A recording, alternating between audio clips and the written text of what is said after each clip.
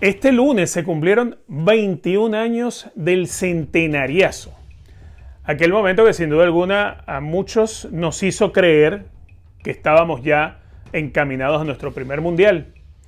Y la realidad es que de aquel momento a este poco ha cambiado el fútbol venezolano. Algunas cosas mejoraron, otras se estancaron y otras fueron a peor.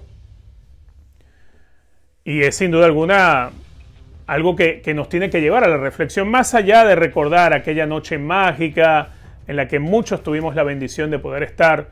Yo viajé con Unión Radio, hice programas sobre ese partido allá para la televisión en Venezuela, para Meridiano Televisión. Fue una noche que quizás no nos esperábamos que iba a suceder tan fácil. Yo recuerdo del día antes del partido, la noche antes, estando en el centenario porque acompañamos a la selección a hacer su reconocimiento. Recuerdo haber visto al psicólogo de la selección, en aquel momento era el doctor Carlos Saúl Rodríguez, y yo, por joda, porque entendía que Carlos Saúl no era un tipo fanático del fútbol, estaba recién aprendiendo el fútbol, eso sí, es un genio como psicólogo, es un genio como psicoanalista. Y aquella noche, él me dice, no, mañana goleamos. Y yo lo miro y digo, este loco me está diciendo que mañana goleamos. ¿Qué dice? Digo, ¿por qué estás tan seguro? Me dice, mira la pisada que tienen los jugadores nuestros en la cancha. Mira la sonrisa, mira cómo están entre ellos y nota la seguridad que tienen. Yo con esa seguridad no puedo dudar, me dice Carlos Saúl Rodríguez, el psicólogo de la selección. Y pensándolo bien, ver, por ejemplo, a Alejandro Cíchero, con el Tetero Rey, con Angelucci, ver a Alejandro Moreno, a los que eran titulares y a los que no, Héctor González, Juan Arango, Gaby Urdaneta, había un ambiente que daba la sensación que los jugadores estaban seguros que iban a derrotar a Uruguay esa noche. Nosotros llegamos a Uruguay creo que 5 o 6 días antes del partido. Antes hacíamos así, viajábamos con la radio, estábamos varios días antes del partido haciendo cobertura. Y entonces yo, por ejemplo, había comprado una cámara, entonces yo me llevaba la cámara, la montaba en un trípode, le instalaba el micrófono y yo hacía de camarógrafo y reportero para Meridiano Televisión también en aquel momento, en esas coberturas de la eliminatoria. Y con Unión Radio hacíamos la cobertura real del día a día de la selección y de los partidos y todo aquello. Eso se mantuvo durante toda la eliminatoria. A ver, ¿qué cosas había en aquel momento que hoy todavía las tenemos o que hoy han vuelto? Aquel viaje a Uruguay fue en el avión Vinotinto, el primer avión Vinotinto. Recordemos que unos días antes del partido contra Perú, la misma línea aérea, Rutaca, había tenido un convenio con la Federación Venezolana de Fútbol y nos presentaron otro avión Vinotinto. Aquel de hace 21 años, obviamente si los comparamos uno con otro, el de hoy en día es mucho más moderno. Pero en aquel momento Venezuela era la primera selección que tenía su avión propio en la eliminatoria, obviamente tras un convenio. Brasil después tuvo su propio vuelo para la Copa del Mundo, pero ya viene para la Copa del Mundo, pero no durante la eliminatoria, no se acostumbraba.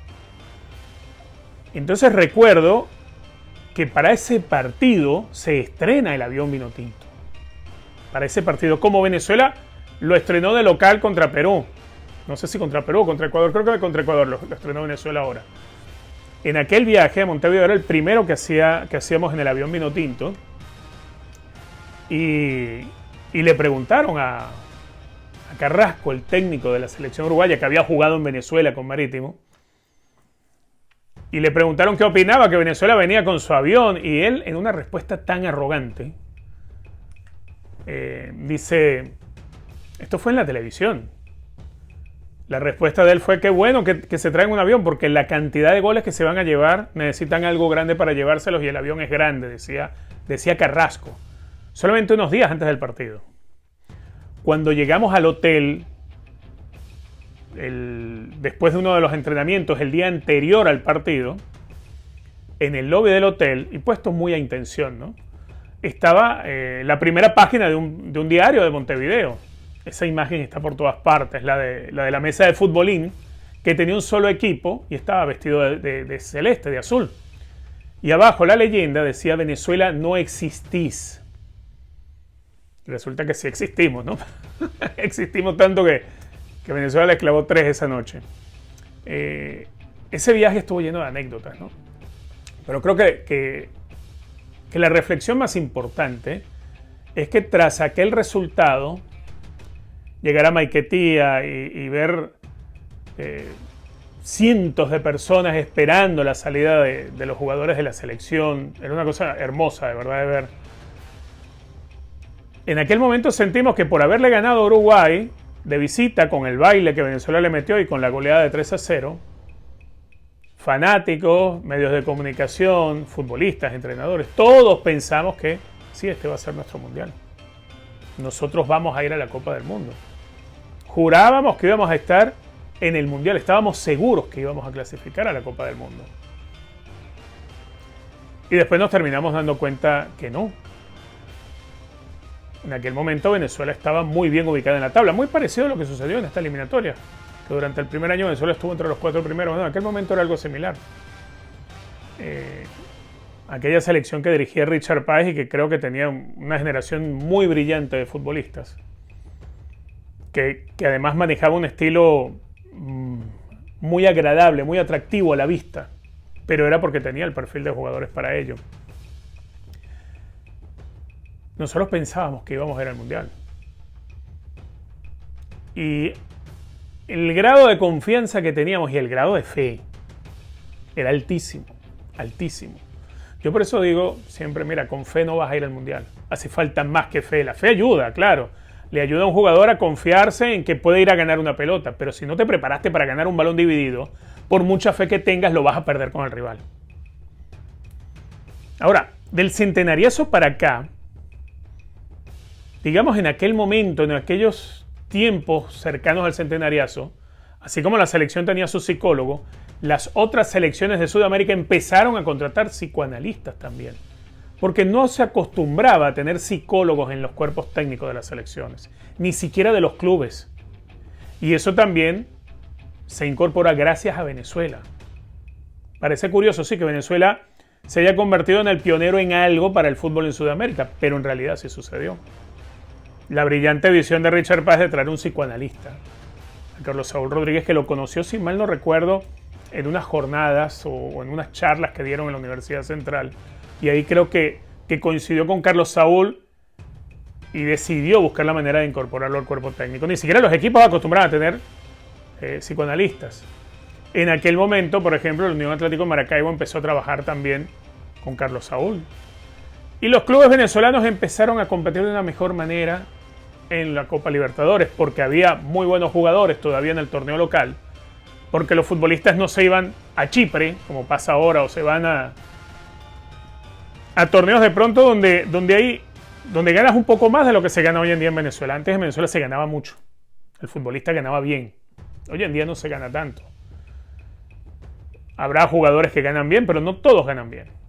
Antes había muy buenos salarios para el continente, para Sudamérica. Y entonces el futbolista venezolano, si no tenía una oferta que llenara más las expectativas, no se iba de Venezuela. Hoy en día se van a jugar a la segunda de Estonia, de cualquier lado, que es una realidad, pues. Si vienes de un fútbol donde el salario no te da y te hacen una oferta en euros y vas a tener mejores posibilidades para ti y para tu familia, obvio que te vas a ir. En aquel momento, por ejemplo, Caracas Fútbol Club, la Unión Atlético de Maracaibo, Táchira, tenían jugadores que muchos de ellos estaban todavía en la selección nacional. El futbolista venezolano que había salido eran pocos los que estaban afuera. Eran pocos. O sea, no era fácil armar un 11 con jugadores que militan en el extranjero, como sucede hoy en día. Lo de hoy en día es consecuencia también de lo que pasó en aquella época. Se da el boom de los jugadores venezolanos saliendo, algunos abriendo muchas puertas, como el caso de Juan Arango. Creo que Arango abrió muchas puertas, como las abrió Giovanni Savares en su momento. Muchos fueron abriendo puertas, pero otros no pudieron sostenerse jugando fuera de Venezuela. De aquel tiempo a bueno, hemos pasado por unos momentos dificilísimos a nivel de la federación. Recordemos que cuando estalla el FIFA Gate, estaba Rafael Esquivel, quien era presidente de la Federación Venezolana de Fútbol en Suiza y es uno de los que cae detenidos en Suiza. Y después trasladado a los Estados Unidos. Y después empezó aquel periodo de tanta inestabilidad en la federación, tanta inestabilidad, porque por un momento era Laureano, después Jesús Berardinelli como presidente encargado, que en paz descanse Berardinelli, y después los problemas de las cuentas, que si las cuentas estaban bloqueadas porque estaban en medio de la investigación del FIFA Gate y todo aquello, y después la cercanía de la política en el fútbol, hasta que hoy en día, bueno, creo que hoy en día hay estabilidad en la federación. Eso le ha permitido por lo menos tener una tranquilidad para la ejecución de proyectos. Hoy en día hay un plan y bueno, el proyecto se puede cumplir. Como sucedía en la época de Esquivel, había estabilidad dentro de la federación. Es cierto. Con las diferencias de este proceso con aquel, este es un proceso diferente, digamos con ideas más frescas, pero con defectos también como los tuvo aquel. Y ni decir la etapa de Laureano. Venezuela atravesó intervención de la FIFA, una junta administrativa nombrada por FIFA, donde el presidente interino de la federación también era presidente de esa junta normalizadora de FIFA. Después, dirigentes venezolanos que fueron sancionados por FIFA de por vida, como el caso de Laureano, como lo que ha sucedido con Tomás Álvarez. Es decir, el fútbol venezolano a nivel directivo vivió mucha incertidumbre y eso en lo más reciente que fue el último proceso de eliminatorias. Un día estábamos hablando de Sampaoli y los asistentes de Sampaoli se estaban montando en un avión para ir a Venezuela a conocer el CENAR y estando en el aeropuerto de Ezeiza en Argentina esperando abordar se enteran que no va a ser Sampaoli, que se había presentado Laureano González a nombrar a Peseiro como técnico de Venezuela. A ese nivel estaba la inestabilidad dentro de la federación, porque una cosa buscaba el vicepresidente, que era presidente encargado, y otra buscaba el presidente en ejercicio, que era Laureano. O sea, era una locura lo que pasaba dentro de la federación. No digo que no pasen todavía cosas, porque todavía pasan, pero claro, las que pasaron en aquel momento son bloopers. De todos modos, las deudas para el fútbol venezolano siguen siendo las mismas.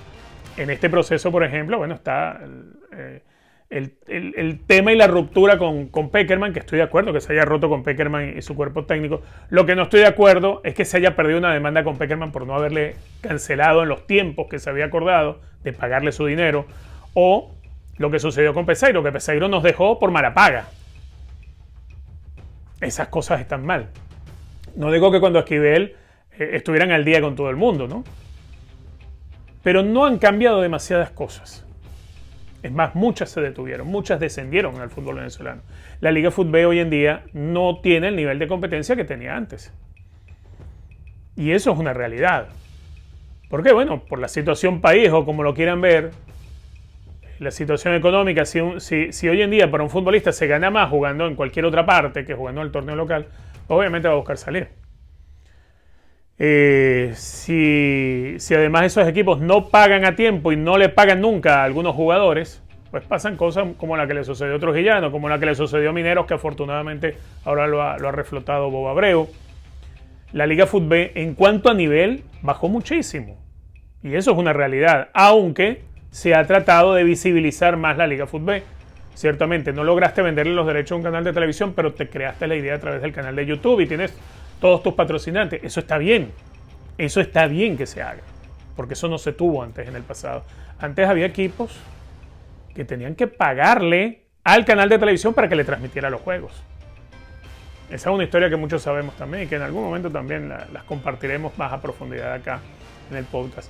Lo cierto es que han pasado 21 años del centenariazo y hay muchas cosas que todavía le siguen faltando al fútbol venezolano, más allá de clasificar a un mundial o no.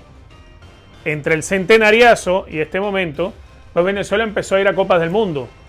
Hubo la norma del juvenil, que ya la eliminaron, pero Venezuela empezó a asistir con relativa frecuencia a mundiales de categoría sub-17, sub-20. Venezuela empezó a verse más, a visibilizarse más como selección, al punto que en 2017 Venezuela se convierte en subcampeona del mundo.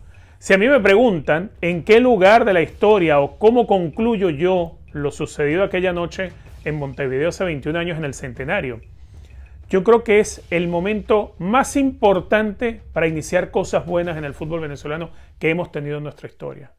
Era el momento de iniciar y de sentar las bases de algo grande de verdad para el fútbol venezolano. Y no lo hicimos. Lo desaprovechamos. Como algunos dirán, bueno, se nos fue como el agua entre los dedos, como las cosas buenas que siempre se nos van a los venezolanos, cuando creemos que la tenemos. Cuando creemos que ya estamos contando los pollitos y no tenemos pollitos, sino tenemos los huevos todavía, porque la gallina apenas recién empezó a empollar. Hay muchas cosas. El centenariazo va a quedar como esa gran anécdota, ese gran momento, ese quebrar la historia frente a los uruguayos, pero que no nos ha servido para mejorar el presente del fútbol de Venezuela porque no lo aprovechamos. Ojalá no haga falta esperar otro centenario para que el fútbol de Venezuela llegue al lugar donde todos lo queremos ver. Duélale al que le duela.